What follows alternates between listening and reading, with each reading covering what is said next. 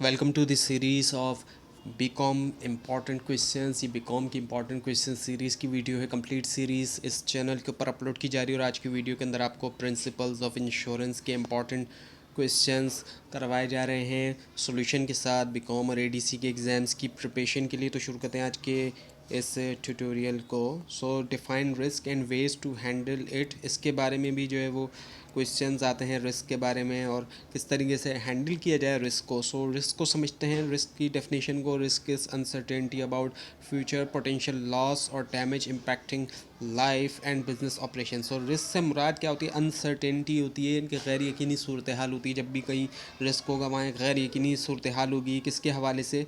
Potential loss के हवाले से कि मुमकिन तौर पे फ्यूचर लॉस आ सकता है या फिर कोई डैमेज भी आ सकता है फ्यूचर के अंदर, और वो असरअंदाज हो सकता है लाइफ के ऊपर भी और जो बिज़नेस ऑपरेशन है उनके ऊपर भी।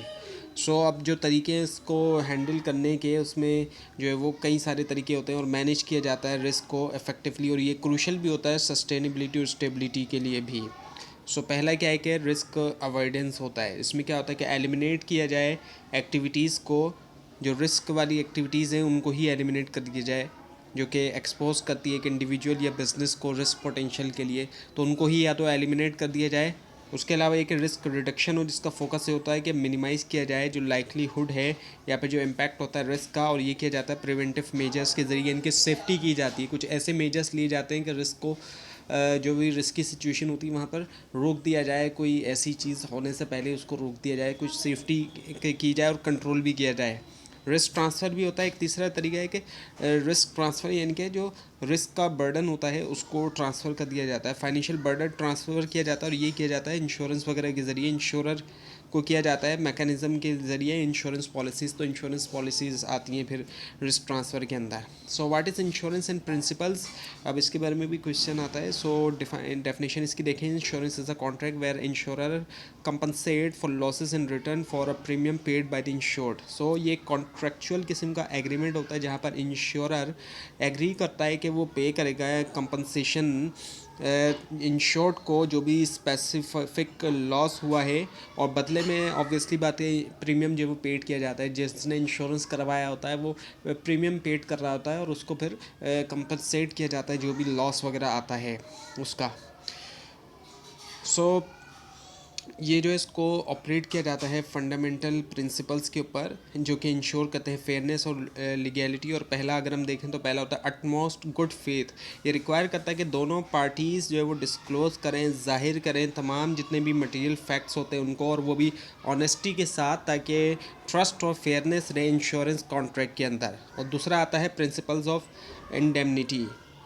इंडेमनिटी के अंदर क्या होता है कि इंश्योर किया जाए कि इंश्योर्ड जो है वो रिस्टोर्ड हो, उसकी जो फाइनेंशियल पोजीशन है, और बगैर जो है वो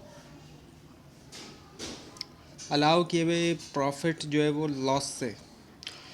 उसके अलावा सब्रोगेशन और कंट्रीब्यूशन होती है। सब्रोगेशन में क्या होता है कि इंश्योरर्स के पास जो है वो राइट होता है कि वो रिकवर करे थर्ड पार्टीज से।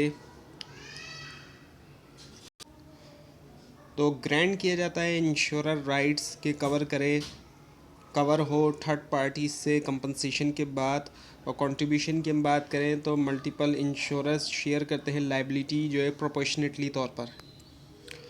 Uses of insurance for individuals and businesses. Insurance का यूज़ होता है इंडिविजुअल्स के लिए भी, बिज़नेस के लिए भी। इंडिविजुअल्स भी करवाते हैं और बिजनेसेस का भी इंश्योरेंस किया जाता है। इंश्योरेंस जो है वो फाइनेंशियल सिक्योरिटी भी प्रोवाइड करता है। ये सिग्निफिकेंट बेनिफिट प्रोवाइड करता है इंडिविजुअल्स और बिजनेसेस को। ये ऑफ़र करता है फाइनेंशियल सिक्योरिटी और पीस ऑफ माइंड भी, और प्रोटेक्शन जो है अनफोर्सिन इवेंट्स के अगेंस्ट, जैसे कि एक्सीडेंट्स हो गए, इलनेस हो गई, प्रॉपर्टी डैमेज हो गई, इन तमाम चीज़ों के।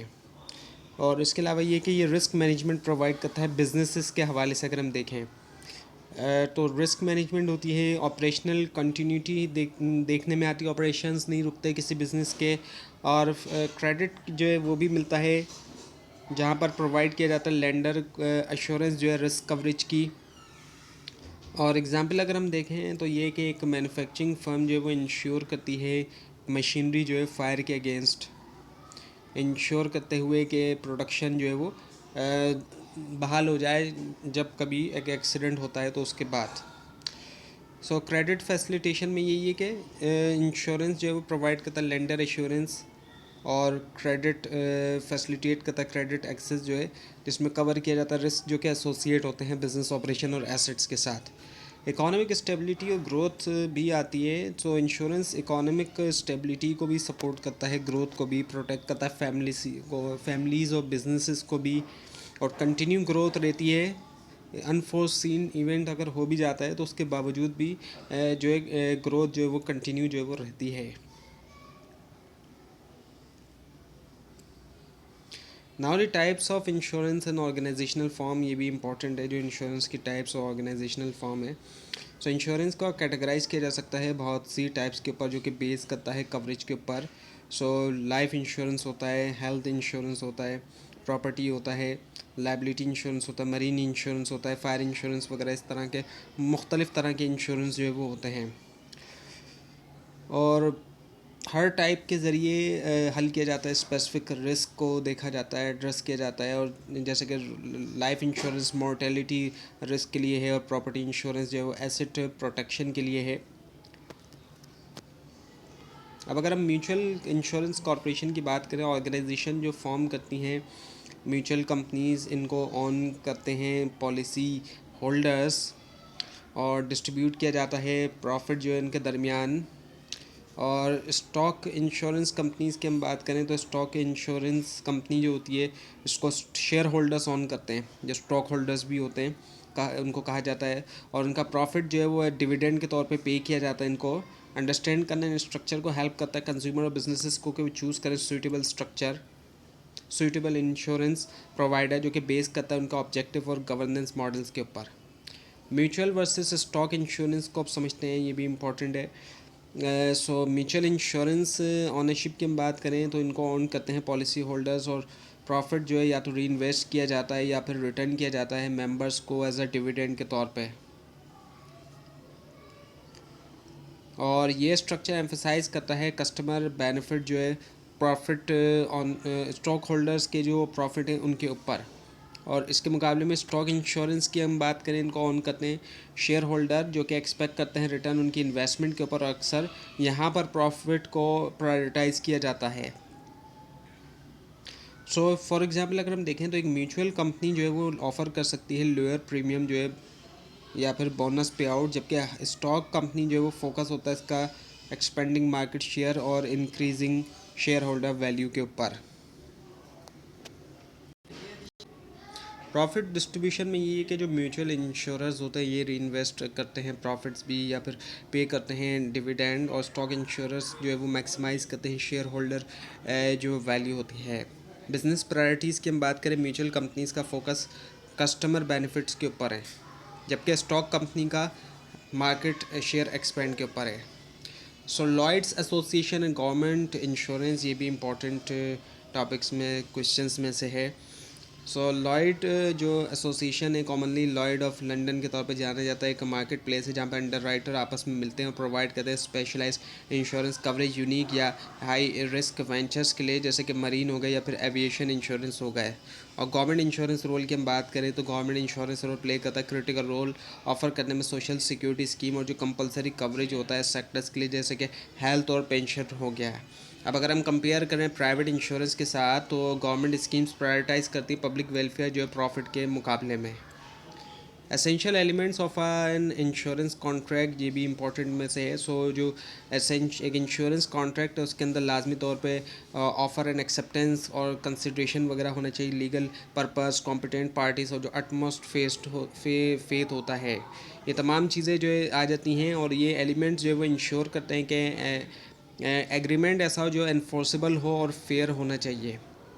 और फॉर एग्ज़ाम्पल अगर एक इंश्योर्ड कंसील करता है मटेरियल फैक्ट जैसे कि प्री एग्जिस्टिंग हेल्थ कंडीशन, तो इंश्योरर जो वो कर सकता है वाइड कॉन्ट्रैक्ट, और ये एलिमेंट प्रोटेक्ट करते हैं दोनों पार्टी से, मेंटेन करते हैं इंटीग्रिटी इंश्योरेंस सिस्टम की। सो रोल ऑफ कंसिडरेशन देखें तो प्रीमियम पेमेंट जो है वो इसको ये जो एक्ट करती है कंसिडरेशन के तौर पर और इंश्योर करती है पार्टीज़ की म्यूचुअल ऑब्लिगेशन है कॉन्ट्रैक्ट में। इंपॉर्टेंस ऑफ गुड फेथ की हम बात करें सो अटमोस्ट गुड फेथ रिक्वायर करता है क्या, ऑनेस्टी का होना और कंसीलमेंट किया जाए फैक्ट्स का, जो भी है ये जो है ये क्या कर सकता है, वॉइड कर सकता है insurance contract. Now the conditions, warranties and insurable interest, ये भी जो है वो इम्पॉर्टेंट है।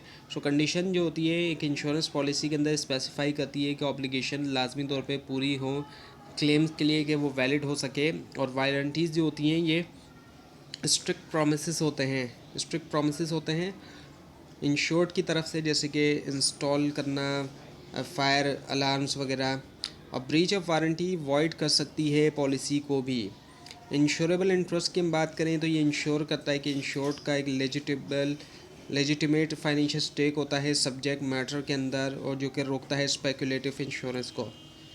Now the principles of indemnity, utmost good faith, subrogation, contribution and proximate causes.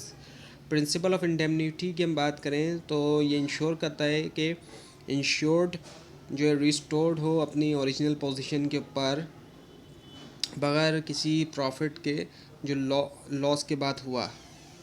Utmost good faith की हम बात करें तो ये रिक्वायर करता है फुल और जो ऑनेस्ट डिस्क्लोजर होता है तमाम जितने भी मटेरियल फैक्ट्स होते हैं दोनों की तरफ से, इंश्योरर और इंश्योर्ड। सब्रोगेशन की हम बात करें तो अलाउ करता है इंश्योरर को कि वो रिकवर करे कॉस्ट थर्ड पार्टीज से, और ये तब हो जब कंपनसेटिंग हो जाए इंश्योर्ड।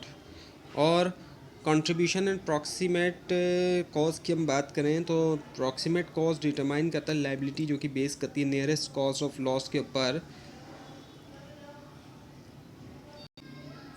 और कंट्रीब्यूशन अप्लाई करता है जब मल्टीपल पॉलिसीज़ जो है होती हैं सेम रिस्क के ऊपर, और इंश्योर करती है प्रोपोर्शनल लाइबिलिटी। रेगुलेटरी फ्रेमवर्क और गवर्नमेंट रेगुलेशन से भी क्वेश्चंस आते हैं। सो इंश्योरेंस इंडस्ट्री ऑपरेट होती है स्ट्रिक्ट रेगुलेटरी फ्रेमवर्क के अंदर ताकि इंश्योर किया जाए सॉल्वेंसी को भी और कंज्यूमर प्रोटेक्शन भी, और साथ में जो फेयर प्रैक्टिसेस होती हैं उनको भी। रेगुलेटरी बॉडीज़ होती हैं रेगुलेशंस के अंदर जो है वो अगर हम देखें तो कैपिटल रिक्वायरमेंट्स होती हैं, रिपोर्टिंग स्टैंडर्ड और लाइसेंसिंग नॉर्म्स भी होते हैं। और जो बॉडीज़ अगर हम देखें तो हमारे यहाँ पे एससीसी ओवरसी कंप्लाइंस है जो कि इंश्योरेंस लॉज और स्टैंडर्ड्स के साथ मौजूद है हमारे यहाँ पे।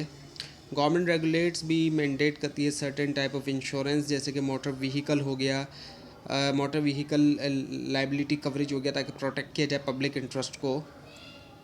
ना the role of warranties and functions of insurance companies, ये भी इम्पॉर्टेंट है। सो वारंटीज़ जो होती हैं इंश्योरेंस में स्ट्रिक्ट प्रोमिस होती है जो कि अगर ब्रीच हो जाए तो ब्रीच होने पे क्या हो सकता है कि वॉइड कर सकता है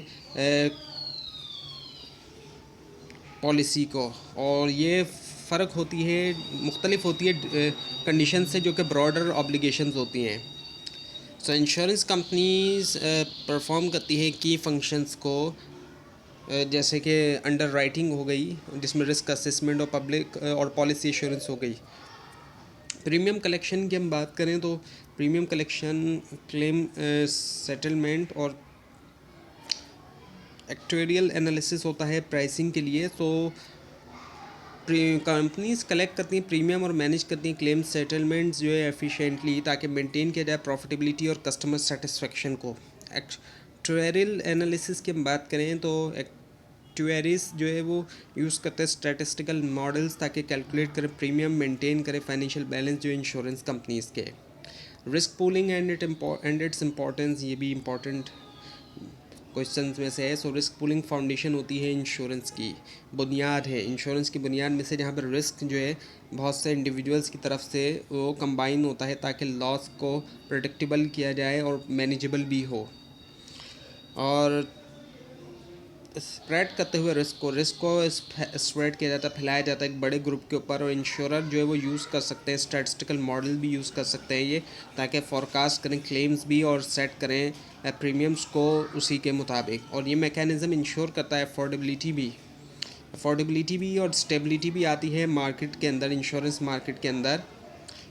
जैसे कि हेल्थ इंश्योरेंस पूल कंट्रीब्यूशन जो होता है बहुत से पॉलिसी होल्डर की तरफ से वो कवर करता है मेडिकल एक्सपेंसेस उनके लिए जो बीमार हो जाते हैं, और इसी से क्या होता है कि फाइनेंशियल बर्डन जो है वो कम हो जाता है किसी भी एक इंडिविजुअल के ऊपर।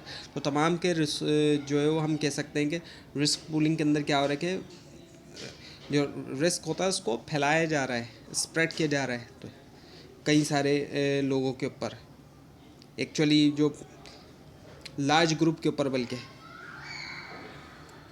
तो ये था आज का जो है वो लेसन, जो इम्पोर्टेंट क्वेश्चंस का। आपको इस बारे में कोई क्वेश्चन हो, खासतौर पर इसमें कोई मिस्टेक दिखाई दे, ज़रूर हाईलाइट कीजिए। और इस पूरी सीरीज़ को देखने के लिए और एग्जाम्स की प्रिपरेशन के लिए इस चैनल को सब्सक्राइब कीजिए, बेल आइकन के ऊपर क्लिक कीजिए। Thanks for watching this video and best of luck.